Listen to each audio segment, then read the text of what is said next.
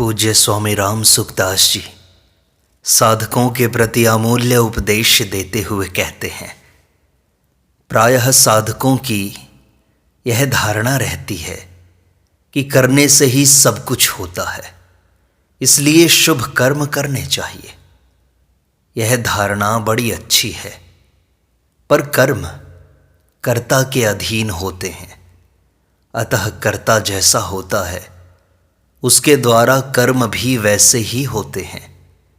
कर्मयोग भी निष्काम करने से नहीं होता, अपितु निष्काम कर्ता से होता है। अतः स्मरण, कीर्तन, जप, ध्यान, स्वाध्याय इत्यादि करना बहुत उत्तम है और करना भी चाहिए।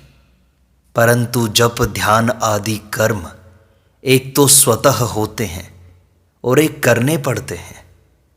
जब तक कर्ता में भाव नहीं है तब तक उसे जप, ध्यान आदि करने पड़ते हैं, पर भाव होने से उसके द्वारा स्वतः स्वाभाविक ही जप, ध्यान आदि होते हैं और तेजी से होते हैं।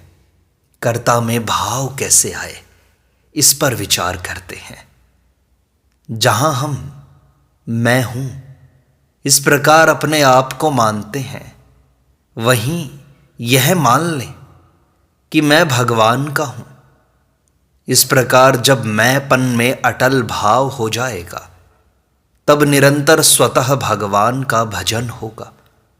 अभी तो घर संसार का काम स्वतः होता है और रात दिन हरदम होता है।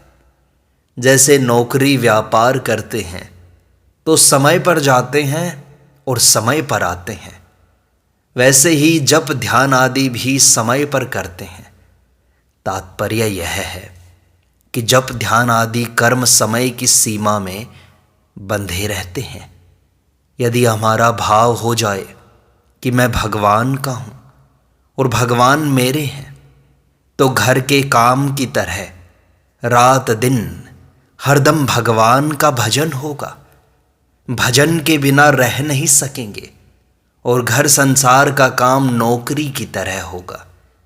अतः कर्ता में परिवर्तन होने से कर्मों में स्वतः स्वाभाविक और शीघ्रता से परिवर्तन हो जाता है। साधकों से भूल यह होती है कि वह मैं हूं के स्थान पर अपने नाम, वर्ण, आश्रम, जाति, संप्रदाय इत्यादि को बैठा देता है और मैं अमुक नाम वाला हूं, अमुक वर्ण वाला हूं, मैं साधु हूं, मैं गृहस्थ हूं इत्यादि अनेक मान्यताएं कर लेता है। ऐसी मान्यताओं के कारण साधन की सिद्धि में विलंब होता है, कारण कि ये मान्यताएं मैं के अंदर रहती हैं और भगवान का भजन कर्म में रहता है। साधक को चाहिए कि वह मैं भगवान का हूं, इस प्रकार मैं में भगवान को रखे और वर्णाश्रम आदि को कर्म में रखे। तात्पर्य यह है कि भीतर से मैं तो भगवान का हूं ऐसा मानते हुए बाहर से नाटक में स्वांग की तरह अपने वर्णाश्रम आदि के कर्तव्य का पालन करता रहे। जहां साधक मैं हूं मानता है, वहां भगवान उससे भी अधिक सूक्ष्म रूप से विराजमान है। मैं हूं क्षेत्रज्ञ अर्थात शरीर को जानने वाला, और भगवान कहते हैं कि सब क्षेत्रों में क्षेत्रज्ञ मैं ही हूं। तात्पर्य यह है कि क्षेत्रज्ञ तो केवल एक शरीर के साथ संबंध रखने वाला है, पर क्षेत्रज्ञ में जो परमात्मा है उनका किसी शरीर के साथ संबंध नहीं है और सब में परिपूर्ण होने के कारण उनका सबके साथ संबंध है। वे ही वास्तव में अपने हैं। हम जिस शरीर को अपना मानते हैं वह कभी अपना था नहीं और रहेगा नहीं, पर परमात्मा अपने थे, अपने हैं और अपने रहेंगे। वे अपने से कभी विमुख नहीं हुए, हम ही उनसे विमुख हुए हैं। वे परमात्मा बड़े मधुर हैं, बड़े प्रिय हैं और वे अपने अंदर हैं। ऐसा मानने पर वे याद किए बिना ही याद रहेंगे, भजन किए बिना ही उनका भजन होगा, चिंतन किए बिना ही उनका चिंतन होगा। उनमें स्वतः ऐसी प्रियता होगी जैसी अपने शरीर में और अपने जीते रहने में भी नहीं होती है। मैं हूँ, इसमें जो हूँ है वह शरीर को लेकर है। उस हूँ में जो है स्वरूप है वह परमात्मा है। तू है, यह है, वह है, सब जगह परमात्मा ही है रूप से विद्यमान है। जड़ और चेतन में, स्थावर और जंगम में, उत्पत्ति स्थिति और विनाश में, भाव और अभाव में, सब जगह वे परमात्मा ज्यों के त्यों हैं। साधक यदि हूँ का त्याग कर दे, अर्थात अहमता को मिटाकर सामान्य सत्ता में स्थित हो जाए और है रूप से विराजमान परमात्मा को अपना मान ले, तो फिर उनकी विस्मृति नहीं होगी। जप ध्यान आदि भी स्वतः होंगे, करने नहीं पड़ेंगे। अपने में प्रभु स्वतः हैं, बनावटी नहीं है। जो अपने में स्वतः है उसकी ओर दृष्टि करने में देरी किस बात की। अपने में प्रभु को देखने वाला कौन है? जो क्षेत्र को देखता है वही अपने में प्रभु को देखता है। जिसका अंश है उसी को देखता है। अपने अंशी को देखते ही वह अंशी में मिल जाता है। अंशी में मिलने के दो तरीके हैं, अभेद पूर्वक और अभिन्नता पूर्वक। पहले अभेद होता है, फिर अभिन्नता होती है। अभेद में भेद की कुछ गंध रहती है, पर अभिन्नता में यह गंध नहीं रहती। अभिन्नता वास्तविक है। अभिन्नता भेद उपासना में भी होती है और अभेद उपासना में भी होती है।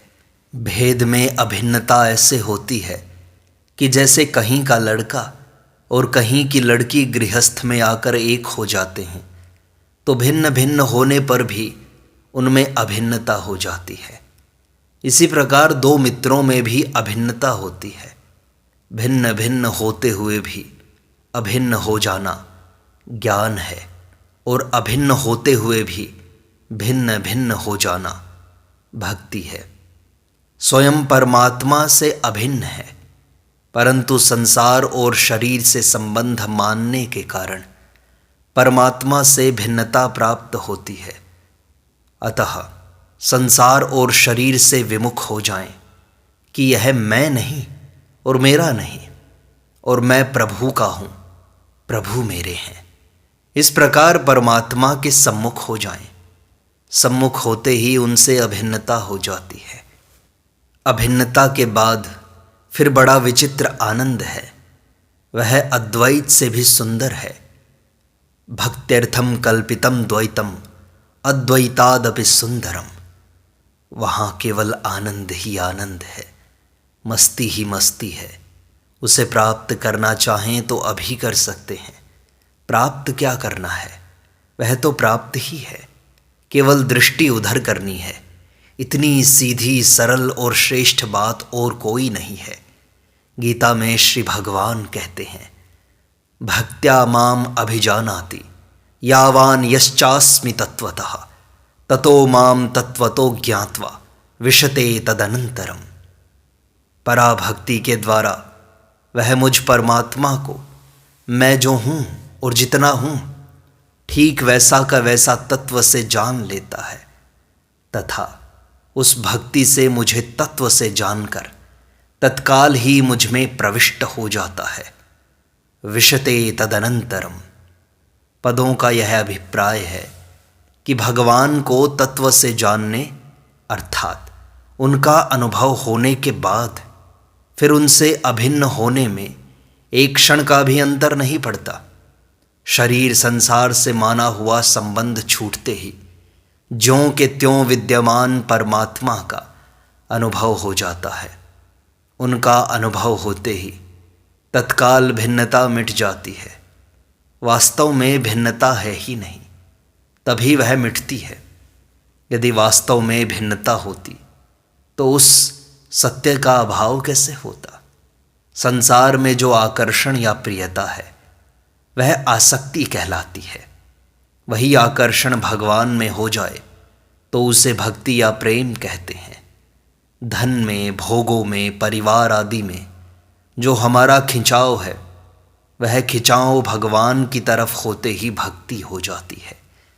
वास्तव में अपने में भक्ति का संस्कार भगवान का खिंचाव स्वतः है, पर असत से संबंध जोड़ने से असत की ओर खिंचाव हो गया। परमात्मा की प्राप्ति होने पर असत का खिंचाव सर्वथा मिट जाता है।